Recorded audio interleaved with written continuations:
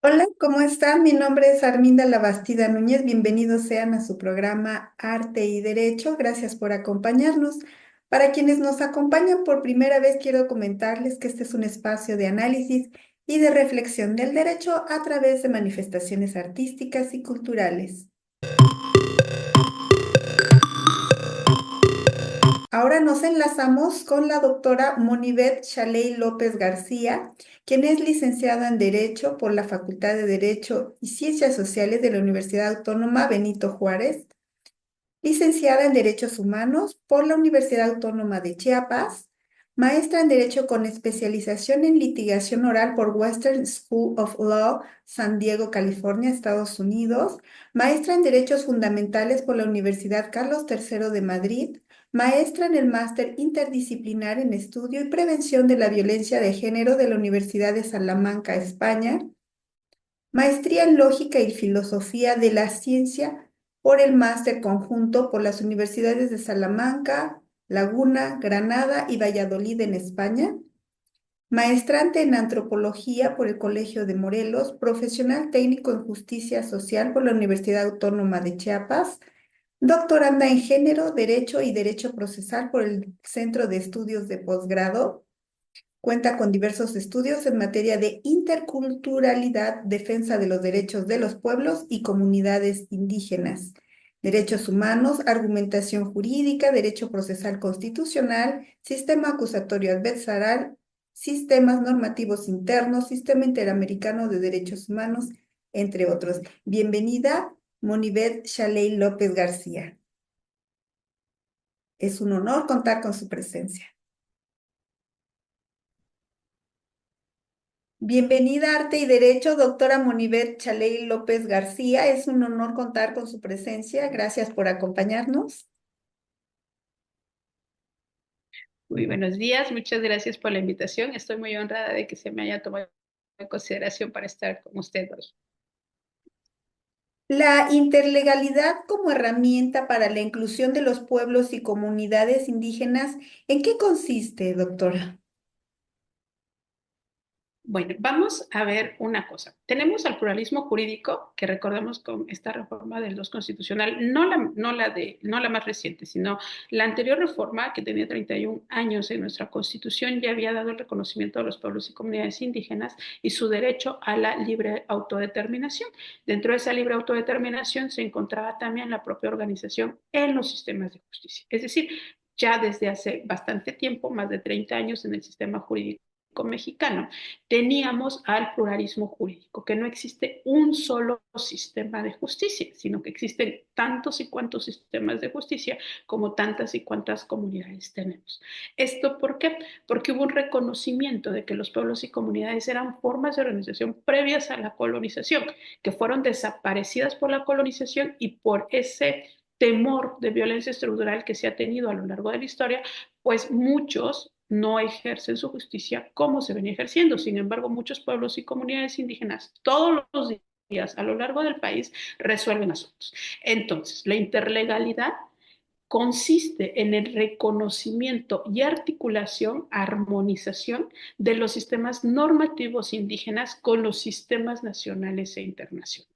Es decir, la interlegalidad es una herramienta jurídico-procesal o técnico o jurídicos o sustantiva procesal que nos va a dar tanto conceptos para reconocernos mutuamente, que ellos nos reconozcan a nosotros y que nosotros los reconozcamos a estos sistemas de justicia y nos comuniquemos. ¿Qué significa esto? Que la interlegalidad es el respeto y es un enfoque que busca garantizar la justicia a los pueblos y comunidades indígenas como lo que es verdadera justicia que resuelve todos los días situaciones que se presentan.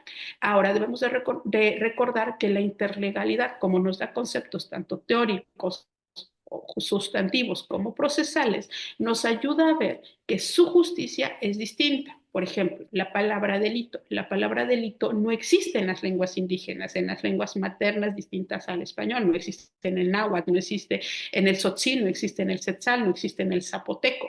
La palabra delito es una palabra que se inventó desde el español, desde el derecho que nos trajeron, y por ende ellos dicen, es que yo no juzgo delitos.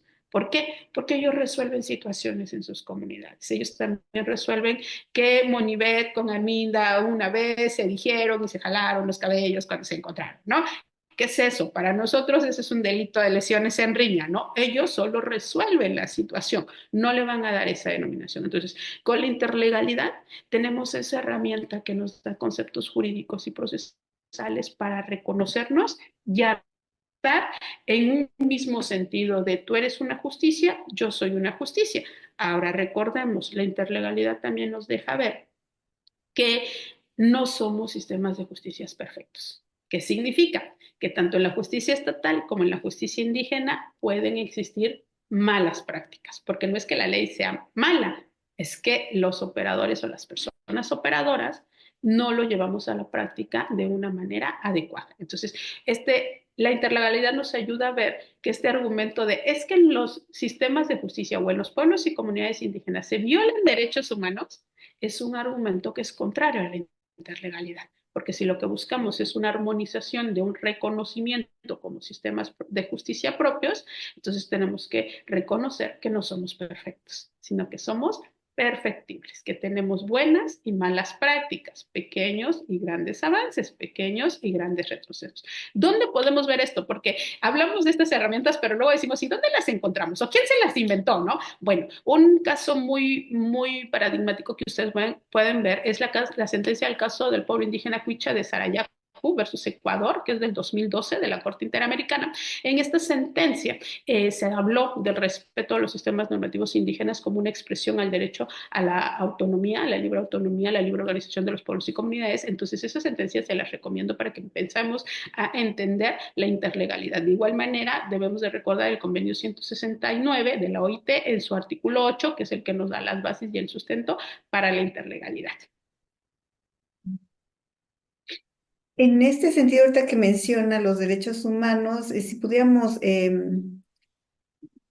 asegurar que el derecho indígena salvaguarda los derechos humanos o tiene como límite a los derechos humanos. No, no sé, cuál sería su opinión al respecto.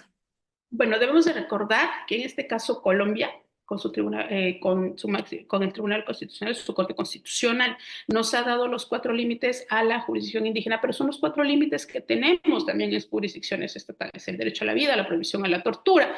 Los derechos humanos es el límite que tenemos todo sistema, no solo jurídico, sino todo sistema político, social, jurídico, en una sociedad, en un Estado democrático de derecho. Debemos recordar que Estado de Derecho puede tener cualquier nación, pero un Estado democrático de derecho no lo tiene cualquier país, no lo tiene cualquier Estado. Como hablamos en el derecho internacional, cuando hablamos de Estado, hablamos de país, ¿no? Entonces, no cualquier país, no cualquier Estado puede tener un Estado democrático de derecho. En un Estado democrático de derecho que se precia de la protección de los derechos de las personas, el límite son los derechos humanos. ¿Qué significa? Que los derechos humanos van a ser la pared con la que los servidores públicos nos topamos para combatir los abusos de autoridad. Y no solo en los pueblos y comunidades indígenas. Los pueblos y comunidades indígenas tienen este estereotipo que deviene de la violencia estructural, en donde dicen, es que los pueblos y comunidades indígenas, y voy a decir este mal estereotipo porque es un estereotipo de racismo, se cometen abusos y costumbres. No sé si lo haya escuchado o las personas que nos van a escuchar lo hayan oído. Ese es un estereotipo de racismo. ¿Por qué es un estereotipo de racismo? Primera circunstancia, no hemos estado en todos los pueblos y comunidades indígenas. O sea, es más, si hacemos una encuesta hoy a nivel nacional, la mayoría de mexicanas y mexicanos y mexicanes no sabemos cuántos pueblos y comunidades indígenas existen en el país, pero hacemos una afirmación de que en los pueblos y comunidades indígenas no se respetan derechos humanos. Ahora, debemos de hacer una diferencia de qué derechos humanos estamos hablando. Si nos vamos a lo que eran los derechos humanos cuando iniciaron, vamos a entender que ninguno de nosotros tiene derechos humanos, porque los derechos humanos fueron creados para los hombres y para los hombres de cierto nivel y para el hombre blanco y para el hombre que tenía voz. Entonces nosotras dos no tenemos derechos humanos conforme a ese concepto. Si vemos un concepto de derechos humanos intercultural, estamos hablando que los derechos humanos desde la occidentalidad, desde lo blanco, no son lo mismo que para los pueblos y comunidades indígenas. Entonces, asegurar que actualmente el derecho indígena salvaguarda derechos humanos, sí, El derecho indígena salvaguarda derechos humanos, pero no en la medida en cómo los entendemos nosotros. Ejemplo, en las comunidades indígenas, cuando una autoridad va a resolver un problema, manda a traer a las partes. Voy a hablar de comunidades indígenas que yo conozco, con las que yo he tenido contacto, y la comunidad indígena donde nos relacionamos. Manda a traer a las partes, pero ahí no va a mandar a traer un licenciado en Derecho para que abogue por ti, para que sea tu defensor. Tu defensor en la justicia indígena no va a ser alguien que se va a acreditar con una cédula profesional que diga que lo autoriza a ejercer la licenciatura en Derecho. ¿Quién va a ser tu defensor? Puede ser tu padrino, puede ser tu mamá, puede ser tu tía, puede ser tu madrina de bautizo, puede ser la señora que te crió en el pueblo, puede ser una persona adulta mayor del pueblo. Él va a defenderte y va a hablar por ti. ¿Por qué? Porque el derecho de defensa no se ve en cuanto a que te sepas preceptos legales, sino en cuanto a que tú puedas dar razón de cómo esa persona se comporta, si esa persona es o no para la colectividad una persona adecuada, porque los derechos humanos en los pueblos y comunidades indígenas tienen una visión colectiva, que es algo que olvidamos. Un ejemplo, todos decimos, es que las mujeres tienen que tener participación en los pueblos y comunidades indígenas. Muchas mujeres de pueblos y comunidades indígenas, es que yo tengo participación, pero no la tengo de la misma manera en que tú la ves. Como nos dice Yasnaya Aguilar siempre nos ha dicho, las mujeres indígenas siempre hemos participado en la vida política de las comunidades, pero nunca nos han preguntado cómo lo hacemos. Entonces, tenemos que empezar a ver esas diferencias para poder establecer, y siempre va a haber un respeto de derechos humanos desde el derecho indígena, pero sus derechos humanos son distintos al concepto habitual de derechos humanos. Es un concepto de derechos humanos intercultural que reconozca esa vida colectiva y que reconoce las consecuencias de esa vida colectiva. ¿Por qué? Porque hay consecuencias diferentes. Esto no significa que no exista violencia de género, por ejemplo, altos índices, pero no funciona de la misma manera que funciona en la occidentalidad. Un ejemplo, en el caso de los feminicidios, las mujeres que nos desenvolvemos en núcleos occidentales versus las que se desenvuelven mayoritariamente en pueblos y comunidades indígenas son asesinadas de manera diferente. Ejemplo, en los pueblos y comunidades no tenemos crímenes tan violentos como si los tenemos en la occidentalidad. Sistema de justicia estatal que juzga feminicidios, pero que tiene que hacer investigaciones distintas. Sistema de justicia indígena que también puede juzgar feminicidios, pero que las muertes de sus mujeres son distintas y por circunstancias diferentes. Otro ejemplo, en el mismo delito de feminicidio no hay una exhibición de cuerpos como sí lo existe en la occidentalidad. Entonces entendemos que varían las condiciones y por ende la evaluación tiene que ser diferente. Por ejemplo, otra sentencia paradigmática que nos puede ayudar a entender mucho esto es la comunidad mayana Aguastigni versus Nicaragua del año 2001 de la Corte Interamericana de Derechos Humanos, en donde también nos ilustra la Corte Interamericana de Derechos Humanos cómo funcionan los derechos humanos en pueblos y comunidades, y obviamente esto también se traspola a toda nación de Latinoamérica y cómo podemos ir evaluando esta circunstancia. Todo esto que usted nos comenta eh, que se desarrolla de manera oral, esto no está escrito en alguna norma de Sí, ellos interna, ¿sí? recordemos que la justicia indígena, es más, la cosmovisión indígena, el sentipensar indígena, la organización indígena es eminentemente oral. ¿Por qué? Porque recordemos que ellos no hablaban el español, también fue una imposición, pero fue una imposición con estas brechas de desigualdad. Te enseño a hablarlo, pero no te enseño a escribirlo. Entonces ellos hablaban y escribían su lengua. Pero ¿cómo se basa? En la oralidad, en la transmisión. Entonces, como autoridades, lo digo en mi carácter de jueza, como autoridades debemos de ubicarnos, es decir, contextualmente y decir, a ver, mi sistema jurídico sí es escrito, pero el sistema jurídico de los pueblos y comunidades no. Es un sistema eminentemente oral que se basa en, en los principios que ellos mismos han desarrollado. Y recordemos una cosa que se da mucho aquí, por ejemplo, cuando estamos estudiando esta situación de los principios de la justicia, tenemos que entender que son orales, pero también son cambiantes.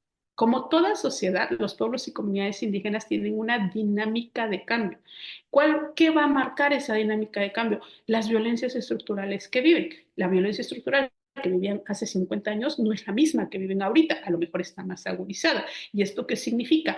Que muchos, por ejemplo, muchos pueblos y comunidades se han visto con la imposición de tener un bando de policía o una ley orgánica o unas ordenanzas municipales, cuando el municipio es una institución que trajeron los españoles, que trajo la Constitución y que lo tenemos ahí. Y el cabildo y todos sus integrantes ha sido una imposición de una institución blanca. Entonces no se reconocieron las instituciones de los pueblos y comunidades y a veces el agente municipal, el presidente municipal, el agente de policía no tiene el mismo rango que el Consejo de Adultos Mayores, que el Consejo de Caracterizados, que el Consejo de Ancianos.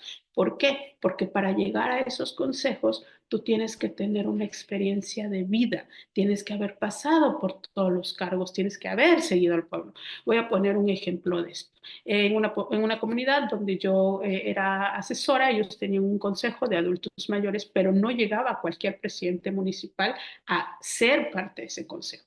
¿Cuál era uno de los rasgos o uno de los elementos para ser presidente? Que hubieses aportado algo importante al pueblo. El mayor el mayor del consejo era justo el presidente municipal que yo asesoraba porque era la cuarta vez que era presidente municipal. ¿Por qué? Porque cuando él estuvo, llevaron el albergue comunitario para los chicos de la secundaria, porque se puso un cobao, porque se lograron pavimentar algunas calles, porque se puso el sistema de mojarras para vender, de truchas, perdón, ya estoy cambiando el pez, de truchas para los pobladores, porque se logró que se le dieran algunos programas sociales a las mujeres adultas mayores. Entonces, él había hecho mucho por la comunidad y era él quien presidía este consejo.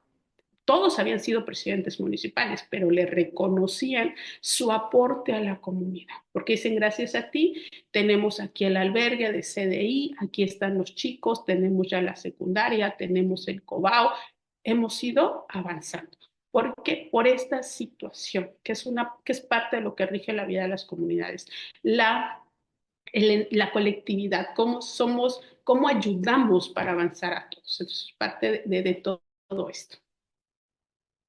Y además, bueno, es una parte de nuestra nación que se ha defendido a través del tiempo y que, bueno, hasta la fecha la conservamos. Y si pudiéramos mencionar alguna línea filosófica que rige a los pueblos indígenas, ¿cuál sería?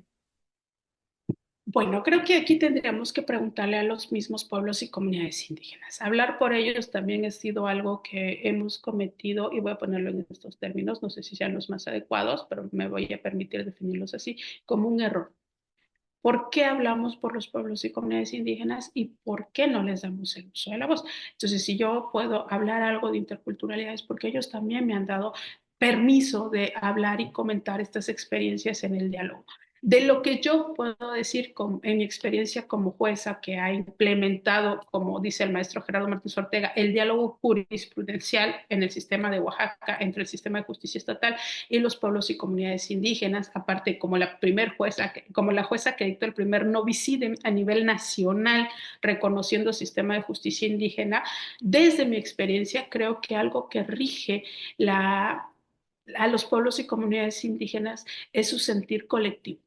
Todo lo que sucede en los pueblos y comunidades indígenas tiene una consecuencia para su cultura, para su vida, y todo lo que hacemos desde la estructura estatal tiene su disonancia en lo colectivo. Entonces, si me tomo este atrevimiento porque a quienes les tenemos que preguntar cuál sería su línea filosófica o qué sería lo primordial en su día a día, en su cosmovisión, en su sentir pensar, yo muy atrevidamente puedo decir que es la vida colectiva.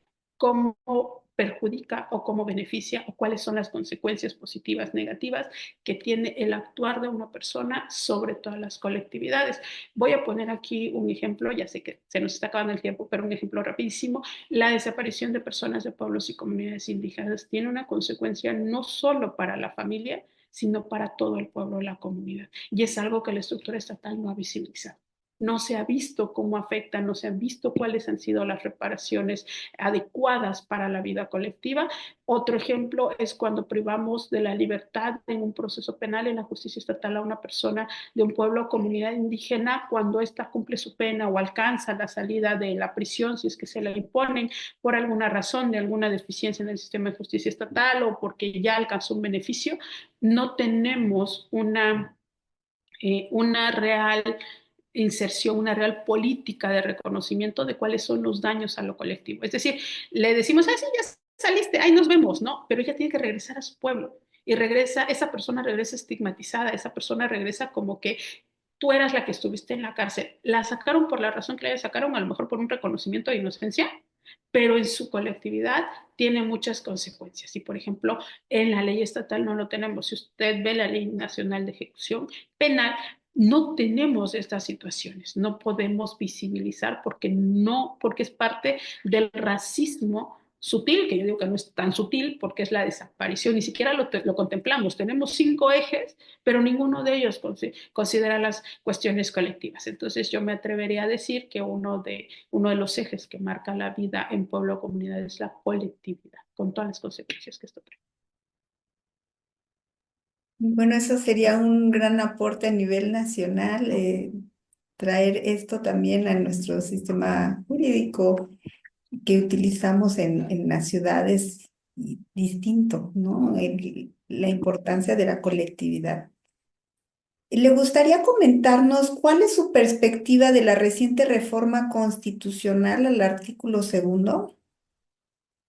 Bueno, debemos establecer que la reforma constitucional tiene muchos puntos positivos. Vamos a hablar de lo positivo, pero sí nos deja en una incertidumbre. Por ejemplo, puntos positivos, los reconoce como personas de derecho público. Los pueblos y comunidades ya van a poder abrir una cuenta bancaria, ya van a poder tener un RFC, ya van a poder tener estas situaciones que el mismo Estado les impuso para poder tener acceso a recursos, que era algo que no se tenía previsto. No es que no estuviera, ojo, aquí hay una situación que tiene el sistema jurídico mexicano como problema, que la mayoría de personas operadoras son literalistas. Como son literalistas, decían, es que en el marco normativo nacional no hay ningún artículo que reconozca que los pueblos y comunidades pueden recibir recursos. A ver, vamos al 169 de la OIT, vámonos a las sentencias de la Corte Interamericana, por ejemplo, Yaxmocase versus Paraguay, que es del 2010. Ahí se establece y se subraya la importancia de implementar de manera efectiva los derechos de los pueblos y comunidades indígenas.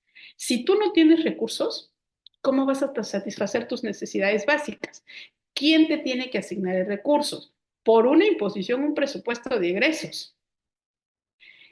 El presupuesto de egresos se tiene que considerar, pero te dice el presupuesto de egresos, no, no, no, a ver, espérate. Si no tienes una cuenta bancaria y no tienes un RFC, yo no te puedo dar recursos. ¿Y qué necesito para tener eso? Ah, pues ser municipio. Soy pueblo y comunidad, mi constitución es distinta, no puedes pedirme que sea yo un municipio. Bueno, pues a través de tu presidente municipal, ahí pídele a tu presidente municipal. Y entonces, ¿qué hacíamos con estas violencias estructurales? Enfrentar las mismas organizaciones internas de los pueblos y comunidades. La reforma es bueno por eso. ¿Por qué? Porque ya les reconoce el carácter de derechos de derecho público, de sujetos del derecho público, y por ende ellos ya pueden hacer estos trámites y pueden recibir recursos. Esta es la parte positiva. Ya está, como somos literalistas, para los que son literalistas, ya está en la ley, ya no tienes para dónde hacerte. Por principios constitucionales, con base en el primero constitucional, y es más, muchos decíamos antes de la reforma del 2011, con el 133, tú tráete hoy, te firmó Convención de Viena sobre Derecho a los Tratados México desde los 70, eso es marco normativo vigente. Tenías todo para darle ese recurso. No se los dabas, ¿por qué? Por una cuestión de violencia estructural que tiene que ver con esto de minimización. Es más, si reconocemos, los pueblos y comunidades indígenas no tienen territorios dentro de los municipios determinados, tienen en varios municipios. ¿Por qué? Porque soy el pueblo zapoteca, porque soy el pueblo náhuatl, porque soy el pueblo tzetzal, no soy un municipio establecido, yo me puedo mover. De ahí que, por ejemplo, para las construcciones de las presas, tuvieron que desplazar a muchos pueblos. Justo aquí ayer nos platicaba el padre de una víctima, decía, pues es que nosotros nos llamamos arroyo tal porque mis abuelos fueron los desplazados de la construcción de la presa Miguel Alemán. Mis abuelos tuvieron que abandonar, ya ahí había un arroyo. Donde vivimos ahorita no hay arroyo, no hay río, pero el nombre lo traemos porque donde vivíamos antes de que nos desplazaran, había un río. Cambiaron su causa y desplazaron a todas las personas y les quitaron su forma de vivir para la construcción de la presa. Pero es esta situación. Entonces, el 2 constitucional es bueno porque somos literalistas y ya está reconocido ahí. Nos sirve para eso, pero tiene muchas áreas de oportunidad, muchas áreas de crecimiento. ¿Por qué? Porque nos dices que yo ya soy sujeto de derecho público. ¿Qué me vas a pedir para el reconocimiento? ¿Dónde me voy a presentar? ¿Cómo lo voy a hacer? Me vas a reconocer también que yo no pertenezco a un solo municipio, que yo no pertenezco a un solo estado, sino que me muevo, que voy, que bajo, que subo. ¿Cómo me vas a asignar el presupuesto? Algo muy bueno que, por ejemplo, se vio hace poco, a principios de año, se asignaron tantos millones de pesos para los pueblos y comunidades indígenas, 21 millones de pesos. ¿Cómo se los vamos a entregar? ¿Cuál es el padrón de pueblos y comunidades indígenas?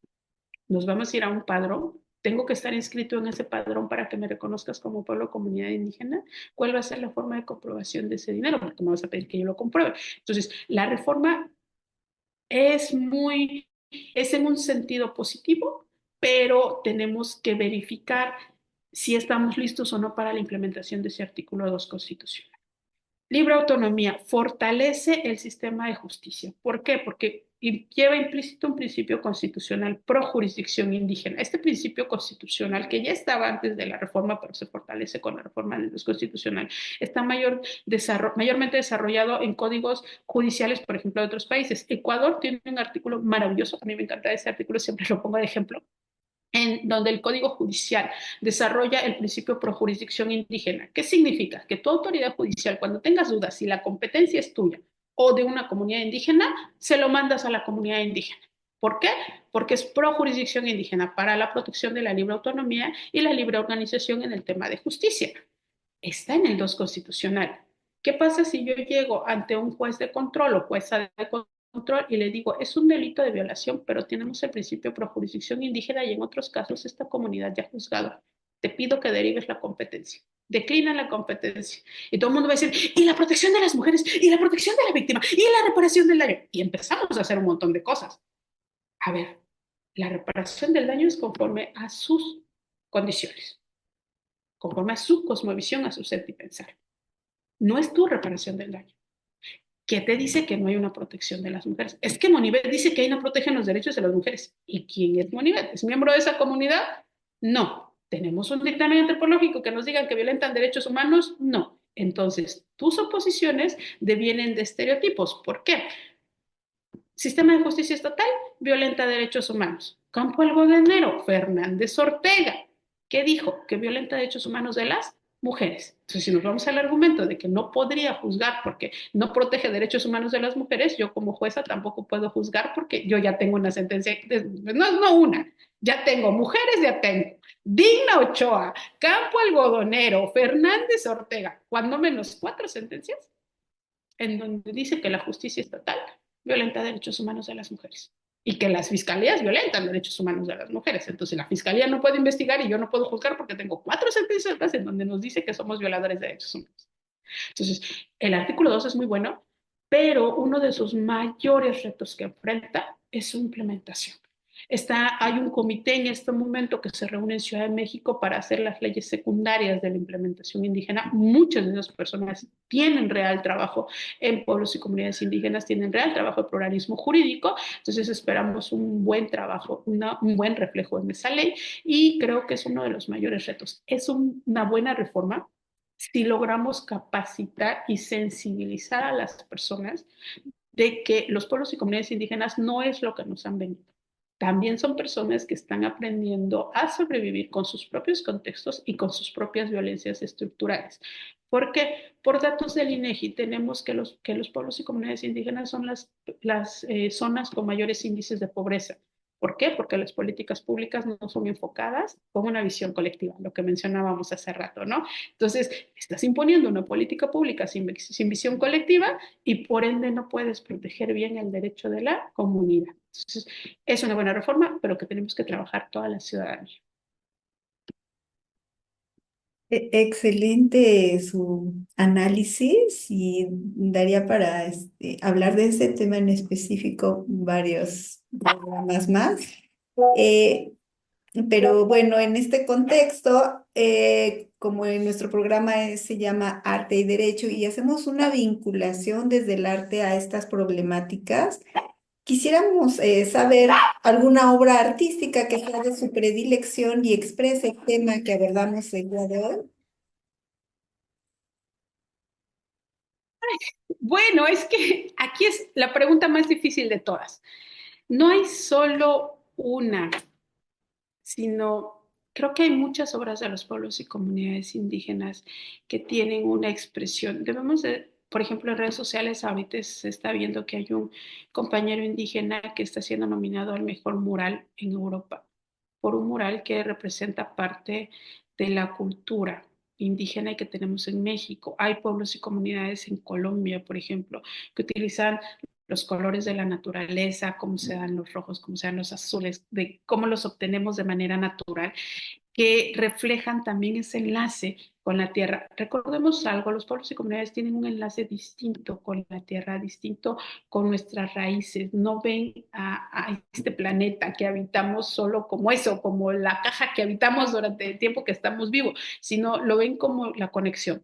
Y en ese sentido creo que el arte indígena refleja mucho eso y hay que tenerlo muy en cuenta. No puedo elegir una sola obra, no puedo elegir a un solo representante porque creo que ellos reflejan algo que todos queremos, pero que pocos tenemos, y reflejan ese lazo que se tiene con alguien en algún momento. Y en este caso reflejan el lazo que tienen con la naturaleza, que tienen con la vida, que tienen con su forma de ver todo. Y eso es lo más importante del arte indígena y que también nos lleva a establecer algo, me lleva a hacer un comentario que ha sido y que está en la sociedad. Todo el mundo habla de artesanía cuando nos referimos a lo que crean los pueblos y comunidades indígenas, pero creo que el alebrije, creo que nuestros bailes que han sido muy cosificados con la Guelaguetza, por ejemplo, aquí en Oaxaca, que ha sido la folclorización de nuestras culturas, la forma de expresarnos es arte, no es artesanía, que lo han tenido que comercializar para sobrevivir es otra cosa. Pero nuestros bordados, por ejemplo, una obra de arte son nuestros bordados. A las niñas se nos enseña cómo bordar en Shakira, cómo bordar con hilo, cómo representar a nuestra naturaleza con nuestra cosmovisión en nuestras blusas.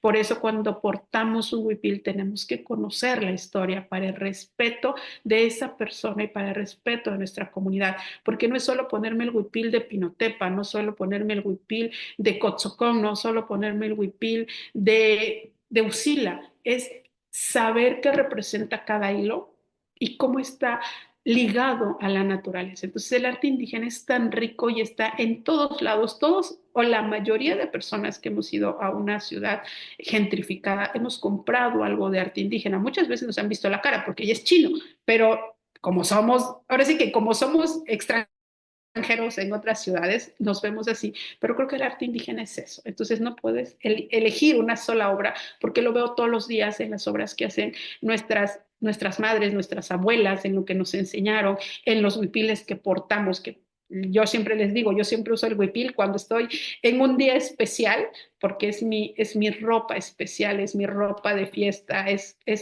mi lazo, ¿no? Con mis ancestras inclusive. Entonces, el arte indígena tiene matices distintos. Nuestros alebrijes no son solo cosas que se inventan, sino que tiene todo un tratamiento. Entonces creo que el arte indígena es de lo más maravilloso que nos vamos a encontrar porque tiene mucho de la vida, mucho de nuestro pasado y mucho de nuestro presente y mucho de nuestro futuro. Entonces creo que eso es lo que yo les puedo dejar. No vamos a elegir uno solo, sino que hay muchas representaciones.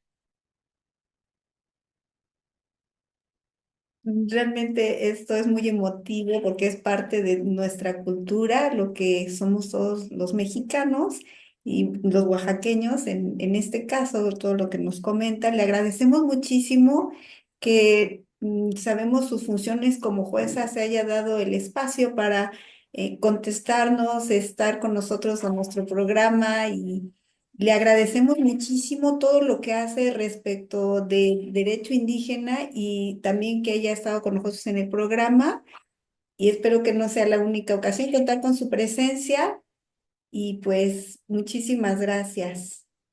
No, muchísimas gracias a ustedes por la invitación. Para mí ha sido un placer y esperamos seguir conversando estos temas que necesitan mucha difusión para quitarnos los estigmas que tenemos y los estereotipos. Entonces, para mí ha sido un placer. Para las personas que nos van a escuchar, que nos van a ver, pues espero que les agrade el programa, nos sigan por redes sociales. Estamos a la orden para poder ayudar a construir un México mejor. Muchísimas gracias y gracias a todos ustedes que nos acompañen. Hasta pronto.